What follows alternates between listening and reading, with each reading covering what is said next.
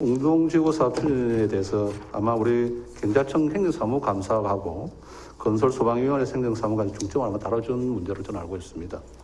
그래서 이 사업 추진이 근본적으로 이렇게 된 이유가 뭡니까? 이게 저희들이 뭐 단정적으로 말씀을 드리기는 어렵습니다만은 일반적으로 경제구역 지구 개발 사업은 개발 사업 시행자가 개발 계획과 실시 계획을 수립해서 승인 과정을 거치고 이러한 개발 계획과 실시 계획에 따라서 개발 사업에 착수하게 됩니다. 반면 웅동 1, 2지구 개발은 토지 소유자이면서 개발 사업 시행자로 경남개발공사와 창원시가 공동으로 지정되어 있는 부분도 있고, 또 실제적인 개발 사업 추진은 경남개발공사와 창원시가 선정한 민간 사업자가 3자 간 협약에 따라서 추진하는 그런 구조가 되어 있습니다. 그래서 이러한 복잡한 사업 구조하고 그다음에 관련 주체 간의 이해관계라든지 그다음에 그간 사업 추진 과정에서의 이견이나 대립 등이 좀 계속해서 표출되면서 지금까지 좀 사업이 좀 부진한 상황입니다. 이 사업의 아마 정점이 제가 본 게 그렇습니다. 사업 착수 기간 연기가 불가피하다고 해서 이제 세 차례 우리가 아마 17년 이내로 3번 연기를 해줬습니다. 그죠? 우리 경자청에서는 경자청법 12조에 따르면은 불가피한 경우에 1년 범위에서 한 번만 사업 착수 기간을 연기할 수 있는데 17년이라는 기간 동안 우리가 3차례 사업 기간을 갖다 연장하는 사유가 무엇입니까? 지금 사업 기간 연장은 2차례이고 지금까지 3회에 걸쳐 가지고 네. 개발이 변경이 되었는데 그 사유를 간략하게 좀 설명을 드리겠습니다. 지금까지 이제 저희들 개발 사업 시행자 인정 요청에 따라 가지고 2013년에 한 차례 변경이 있었고, 그 다음에 2018년, 2019년에 각각 변경이 있었습니다. 2013년의 경우에는 2012년도에 진해 수협 어업인 생계대책 부지 유상 매각 협약 지금 해결은 안 됐습니다. 당시에는 그걸 해결하기 위해서 그런 유상 매각 협약이 있었습니다. 그래서 이 부분을 뒷받침하기 위해서 이러한 내용을 개발 사업에 포함한 변경이고, 1년씩 연장한 부분은 2018년과 2019년 2차례입니다. 그리고 최근에 2차례 걸친 기간 연장 부분에 대해서 왜 그렇게 연장을 해주는 사유 부분을 조금 설명을 드리겠습니다.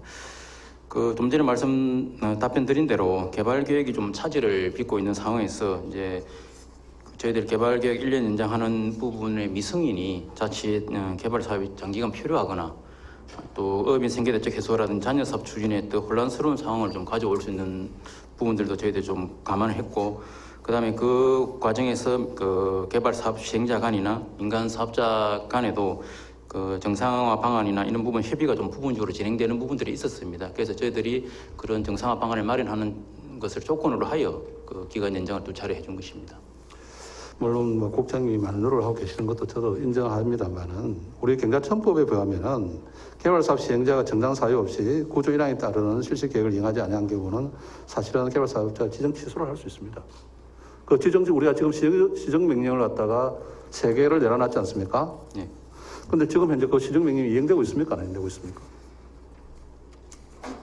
구역청에서 이제 좀 전에 말씀하신 것처럼 경자법에 따라 가지고 개발 사업 시행자 지정 취소 권한을 구역청이 가지고 있습니다. 그리고 이런 시행 명령도 이제 내렸는데 문제는 그런 것입니다. 이제 개발 계획 변경 승인과 마찬가지로 개발 사업 시행자 취소가 사실 지금 웅동 1주 개발 계획 정상 추진이나 어민 생계 민원 해소로 이어지는 상황이라면 저희들이 그렇게 개발 사업 시행자를 취소한다든지 그렇게 할 수 있습니다만은 오히려 지정 취소가 사업 추진이나 그런 민원이나 정상화 부분에 도움을 주기보다는 오히려 어려움을 좀 가져오는 그런 부분들이 있습니다. 그래서 근본적인 해결 방안이나 정상화 대책이나 이런 대안이 없이 그런 지정 취소만 한다고 해서 이 문제가 해소될 수 없기 때문에 지정 취소라든지 시행 명령은 내렸지만 구역청에서도 그런 부분을 종합적으로 감안을 했습니다. 제가 이 말씀을 드리는 건 뭐냐, 만일에 지금 이 사업이 그죠? 원칙대로 협약대로 만약에 시행이 됐더라면 이런 문제가 생겼겠습니까? 지금 현재 궁극적인 문제는 지금 원칙대로 규정대로 협약대로 지금 진행이 안 되니까 이런 문제가 발생한 거 아니겠습니까? 그죠?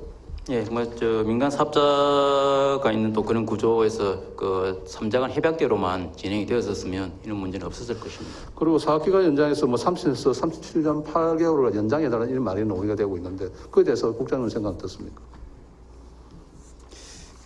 개발 사업 그 토지 사용 기간 연장 부분은 사실은 그 이 토지를 소유하고 있고 저 개발 사업 시행제로 되어 있는 개발공사와 창원시가 협의를 해서 판단할 사항입니다. 이게 저 도에서 그 개발공사에 대해서 일반적인 그 관리 감독이나 권한은 있지만은 그 토지 사용 기간이라든지 이런 구체적인 부분에 대해서 이렇게 뭐 구체적으로 그 이렇게 저 지시를 하거나 관리 감독을 할 그런 입장은 아니고요. 다만 이제 저희들은 그 개발공사와 창원시에 민간 사업자와의 그런 뭐 삼자간 협약이든 아니면 또 새로운 뭐 사업 구조를 변경을 하든 정상화할 수 있는 방안을 빨리 마련하도록 촉구를 해왔고 지금까지 이제 그런 부분들 뭐 조정이나 그런 부분들이 잘 뭐 합의에 이르지 못해서 저희들이 이제 최근에 그 재구조화 내지는 뭐 정상화 방안 용역을 추진하자고 그 제안을 한 바 있습니다. 그래서 제가 말씀드린 건 이 실시 계획에서 우리 인허가는 갖고 있고 관리 감독관은 굉장히 청법에 제가 아까 8조 5에서 개발 사업 시행자 지정 취소의 요건을 제가 일부러 말씀드린 겁니다. 그래서 이 부분을 우리가 한계가 있다고 말할 것이 아니라 그러면 한계가 있으면 이 부분은 계속 필요할 수밖에 없는 것이야 될 수 있기 때문에 이 부분을 지금 현재 뭐 용역을 한다고 말씀했지만 이 용역으로 또 하는 세월을 보낼까 지역민들은 굉장히 걱정하고 있습니다. 사실은. 그래서 이 용역도 제가 볼 때는 이 기간 연장되는 용역이 있었지 않습니까? 저희들이 하는 용역 부분하고 네. 이전에 토지 사용 기간 연장에 대한 부분하고 용역은 개념이 다릅니다. 목적도 다르고 이전에 그 개발공사와 창원시가 공동으로 한번 한 바가 있고 그다음에 개발공사 독자적으로 따로 그 민간 토지 사용 기간 연장 부분에 대한 그 타당성 검증 용역을 했지만은 저희들이 하는 용역은 그 토지 사용 기간 연장에 대한 그 검증 용역이 아니고 이 사업을 어떻게 정상화시킬 것인지 지금까지 어떤 문제점이 있는지 전체적인 이런 사업 개발 여건을 종합적으로 진단 분석하고 그에 맞는 향후에 어떻게 정상화시킬 것인지 그 방안을 마련한 것이지 용역은 다른 것입니다. 물론 재고자 용역의 그 부분도 제가 볼 땐 중요한 하나의 꼭지가 될 수 있다고 생각하는데 한 부분이겠죠, 그죠, 물론. 그렇지만 제가 하는 말은 이 용역 발주처는 어디 합니까, 그러면?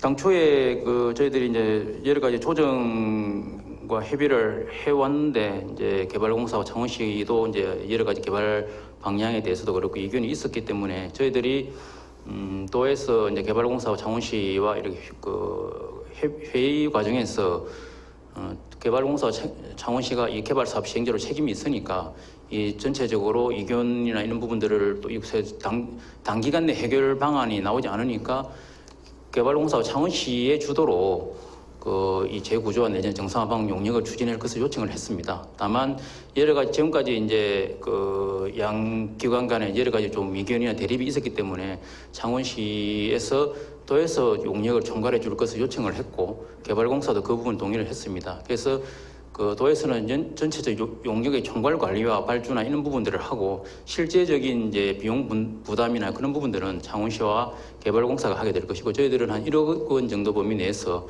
총괄 부분을 하면서 좀 해결 의지를 담은 예산을 조금 지원을 할 계획입니다. 용역 비용 총액을 얼마로 생각하고 있습니까? 지금 아직 그 확정은 되지는 않았습니다만 저희들 범위에 따라서 최대한 10억 원 정도로 지금 예상하고 있습니다.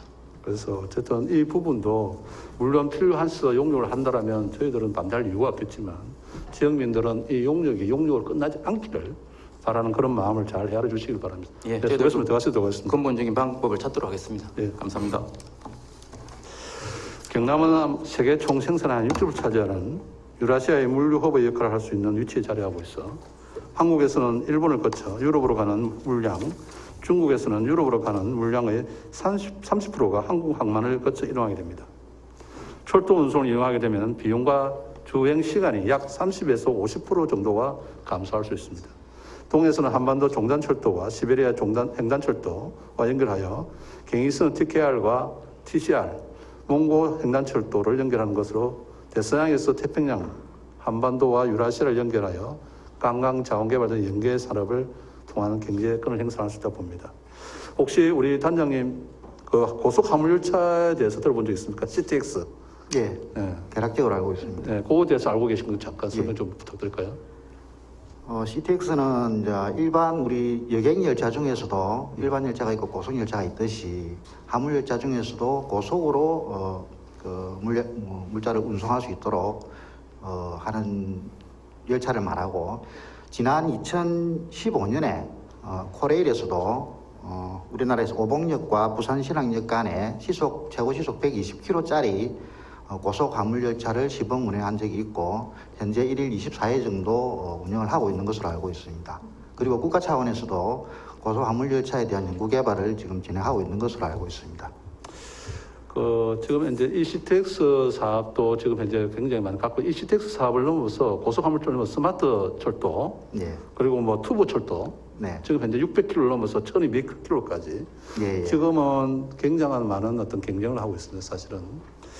그런데 이제 이 앞으로 진해 신항이 메가포트항입니다.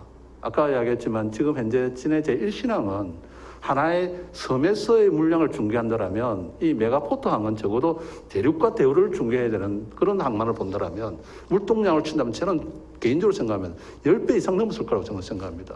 이 많은 물동량을 갖다가 해소하기 위해서는 적어도 육로 운송에서는 한계가 있지 않습니까? 그럼 그 대안은 대륙을 갈 수 있는 철도 운송이 굉장히 중요한 주목을 받을 건데 이 철도 운송에 대한 준비가 있습니까, 경남도에?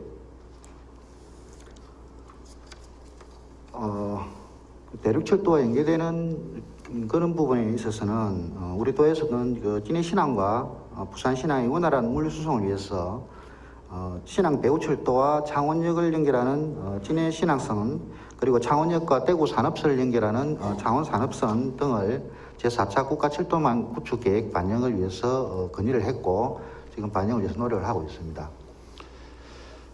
자료화면 우리 11번 좀 부탁드릴까요? 지금 현재 이 중국은 지금 현재 유럽과의 4개 우리 4대 국제 화물 열차를 지금 운영하고 있습니다. 그 더 나가서 이 중국 내륙철도 화물은 항만과 연결시키고 있습니다. 앞으로 우리 그 경남이 진해 신항이 적어도 글로벌 메가포트 허브항이 되기 위해서는 이 국제 화물철도 열차가 대륙을 가는 것을 열지 않으면은 그 경쟁력도 담보하기 쉽지 않을 것으로 저는 생각합니다. 그래서 이건 단순히 철도 연결 문제뿐만 아니라 우리 경남이 가지고 있는 철도 산업과에도 굉장히 많은 밀접한 관계가 있습니다. 그런 측면에서 제가 몇 가지 질문을 드리겠습니다. 지금 신행 확장성을 갖다가 담보하기 위해서 물주망 구축을 갖다가 위해서 조금 전에 말씀했던 그 지금 현재 말씀을 하셨는데 지금 문제는 뭐냐면은 지금 항만에 보면은 우리는 철도 임항은 철송장은 있는데 그 철송은 뭐냐면은 배로 도로 또 물량과 철도라는 이질적인 교통운송 수단이 있지 않습니까? 예, 맞습니다. 이 이질적인 문제를 서로 한정을 시키려면 교환을 시키려고 그러면은 그 교환하는 연계 기지가 필요합니다. 예. 그 연계 기지에 대한 고민이 있다면 어떤 대안이 있으면 말씀해 주시기 바랍니다. 지금 말씀하신 부분이 이제 철송장이고 철송장과 연계한 그 지역을 말씀하시는 것 같습니다. 그것은 제가 볼 때 연계 기지는 철송장일 수도 있겠지만 철송장이라는 것은 철도 수송을 위한 하나의 장치를 물건을 갖다 다루는 장치장의 어떤 역할이지만 그보다 더 기능이 큰 터미널 기능을 저는 생각하고 있습니다. 그런 터미널 기능을 우리 경남에 혹시 고민한 적이 있으신지? 예, 그 부분에 대해서는 지금 저희가 스마트 항만 전체 계획에 스마트 부분을 접목을 시작해서 자동화라든지 그런 부분들 접목하려고 준비를 하고 있는 것으로 알고 있습니다. 이 짧은 시간에 질문을 제가 지금 그 부분은 항공 안전까지 우리 계획 기간에 있었고 국가 기본 계획에 반영돼야 되는 그런 많은 일들이 절차가 남아 있습니다. 그래서 이 자리를 빌어서 드리는 것은 적어도 이 철도는 그냥 국내 철도가 아니고 국제 화물 철도의 어떤 기능을 할 수 있고 그러한 역할을 할 수 있는 그러한 철도가 진해 신항에 연계돼야 되고 그것은 스마트해야 된다. 이 말씀을 제가 드리고 싶은 겁니다. 예, 알겠습니다.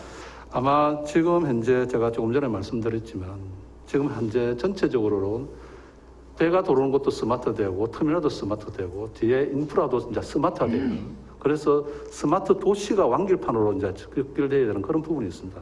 그래서 스마트 항만과 지금 국가 한국형 뉴딜에서 말하는 디지털 뉴딜을 갖다가 접목해서 경남의 지속 가능한 성장 발전 전략을 갖다가 필요로 한데 그에 대해서 간단히 설명해 주시기 바랍니다. 예, 방향은 의원님께서 주신 방향과 동일합니다. 다만 이 부분은 오히려 항만이나 물류의 전문가이신 의원님께서 좋은 의견을 주시면 잘 반영하도록 하겠습니다. 단적인 제가 하나 드리면은 이제 친환경 항만과 그린 유류도 제가 이제 질문을 같이 드리는데 뭐냐면은 아까 앞에서도 지적이 됐지만 지금 모든 것이 도로로서 지금 현재 진해 신항을 갖다가 연결해서는 안 된다는 메시지는 분명합니다. 그렇다면은 이 지금 현재 우리가 모델 시프트가 필요한데 그것은 아마 대안이 제가 볼 때는 철도인 것 같습니다. 그리고 또 앞에 모두반에서 제가 말씀드렸지만 우리가 항만과 공항과 철도가 있다는 것을 거쳐서는 아무런 부가가치가 창출하지 않습니다. 이것을 연계하는 우리의 기지, 이 연계 기지를 어떻게 위치시키고 이것이 경남의 신성장 상점으로 성장할 수 있는 복합 운송 체계를 갖다가 어떻게 하려고 하는 것이 대한민국의 국가 성장에도 큰 중요한 축이라고 저는 생각하고 있습니다. 지사님께서 또 이런 부분에 대해서 생각한 부분이 있으면 설명해 주시기 바랍니다. 예, 그동안 진해 신항을 이제 확정짓기 위해서 여러 가지로 노력을 해왔고 또 한 축에서는 진해 신항, 부산 신항과 연계되는 공항의 중요성, 특히 항공 화물 운송이 가능한 그런 공항의 중요성 때문에 김해 신공항으로는 그런 요구를 감당하기 어렵다라는 점 때문에 대안을 끊임없이 요구를 해왔고 그게 이번에 이제 정부 차원에서 가덕신공항 쪽으로 가게 되는 제일 큰 이유였다고 생각합니다. 24시간 운영되지 않는 공항으로서는 부산신항, 진해신항과 연계되는 그런 복합화물 운송 물류가 불가능하지 않겠습니까? 거기에 추가해서 의원님께서 말씀하신 대로 지금은 철도가 남북이 끊어져 있기 때문에 철도 화물에 대한 중요성이 아무래도 저평가되고 있지만 저는 머지않아 대륙으로 가는 철도 물류가 우리 대한민국에서 특히 동남권에서는 가장 중요한 복합 물류의 핵심이 될 거라고 생각합니다. 그런 점에서 지금부터 그 부분은 잘 준비해 나가야 된다고 생각하고요. 그게 저는 경남이냐 부산이냐를 가르는 건 큰 의미가 없다라고 생각합니다. 부산, 경남 이 부분은 힘을 합해야 된다고 생각을 하고요. 그런 차원에서 부산, 경남이 항공과 그다음 항만, 철도가 연계되는 트라이포트를 어떻게 구성하고 그 속에 방금 말씀하셨던 대로 복합 물류의 한성 체계를 어떻게 만들까 하는 건 지금부터 함께 만들어 나가야 되는 숙제가 아닌가 싶습니다. 제가 여러분들 지사님한테 제가 남북 내륙 철도 도정 질문할 때 그 부분 물류 기능을 담보해 달라고 제가 말씀을 많이 드렸습니다. 사실은 이 아까 화물 고속철도 이야기도 제가 드렸지만 우리 서부 경남의 그 부품 꿈이 이루어지려면은 그 철도가 승객으로서 머문다면 서부권의 발전은 제가 볼 때는 제한적일 거라고 저는 생각합니다. 지금 수도권으로 경기로 축적되어 있는 이 신성장 산업들이 이 화물 고속철도를 통해서 이 동남권으로 아마 밀입될 수 있는 것은 유일한 교통수단은 제가 볼 때는 GTX라고 저는 생각하고 있습니다. 그래서 지금 현재 지사님이 말하고 있는 MTX 그리고 정부가 추진하고 있는 GTX 이 화물열차와 연계할 수 있는 방안도 함께 좀 고민해 달라는 말씀을 제가 당부드리겠습니다. 예. 수고했습니다. 자리에 들어가도 좋겠습니다. 네, 고맙습니다. 진해 신항과 연계한 그 해공 복합 운송에 대해서 어떤 추진할 생각을 갖고 있는지 설명해 주시기 바랍니다. 예, 현재 부산항 신항이 세계 6위 항만이고 세계 2위의 환적항의 위상을 가지고 있습니다. 그리고 진해 신항으로서 진해 신항이 이제 완공이 되면은 신항의 역할과 위상은 더욱 확대될 것으로 예상이 됩니다. 신항의 동부와 물류 플랫폼으로서의 경쟁력 확보를 위해서 인접 지역 공항과의 연계가 반드시 필요합니다. 하지만 현재의 김해공항이나 김해공항 확장만으로는 한계가 있다고 봅니다. 2019년 기준으로 우리나라 공항의 국제 항공물류 처리량은 282만 톤입니다. 이 중에 인천공항이 전체 항공물류의 98%인 276만 4천 톤을 처리하고 있습니다. 하지만 김해공항은 18,000톤으로 0.6%에 불과합니다. 또 2017년 기준으로 동남권에서 발생되는 국제선 항공화물은 연간 15만 1,000톤이지만은 운항 노선 부족과 캐프타임 제약 등으로 인해 이 중 93%인 14만 1,000톤이 추가 비용과 시간을 들여서 인천공항으로 이동되어 처리가 되고 있습니다. 이러한 신항의 경쟁력 확보를 위해서는 항만과 연계된 공항이 필수적입니다. 항만과 연계된 24시간 운영되는 공항이 건설되면 우리 동남권 자체에 발생 화물뿐만 아니라 항공 환적과 복합 환적 등 추가적으로 처리할 화물이 신규로 발생될 것입니다. 김해공항의 CN에어 복합 환적 물동량은 화물 노선 부족으로 사실상 전무하고 부산항에서 인천공항으로 가는 복합 환적 물량은 추가 물류 비용과 이동 시간으로 인해 2017년 기준 655톤에 그쳤습니다.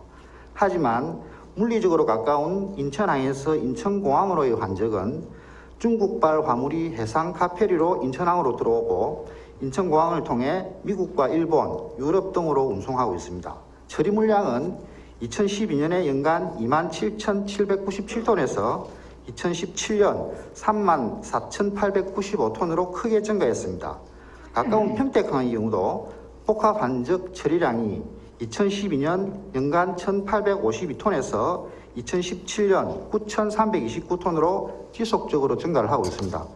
이와 같이 동남권 지역에 24시간 운영이 가능하고 항만과 연계된 공항이 건설될 경우 동남권 화물뿐만 아니라 환적 화물인 에어앤에어와 CN에어 그리고 복합 가공 환적 화물인 CN 프로세스 앤 에어가 추가적으로 발생될 것으로 예상이 됩니다.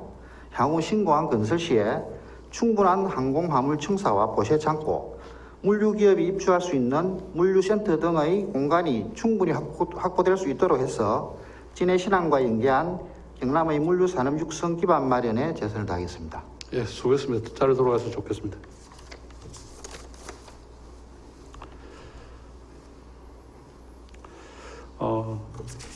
자료화면 부탁드리겠습니다.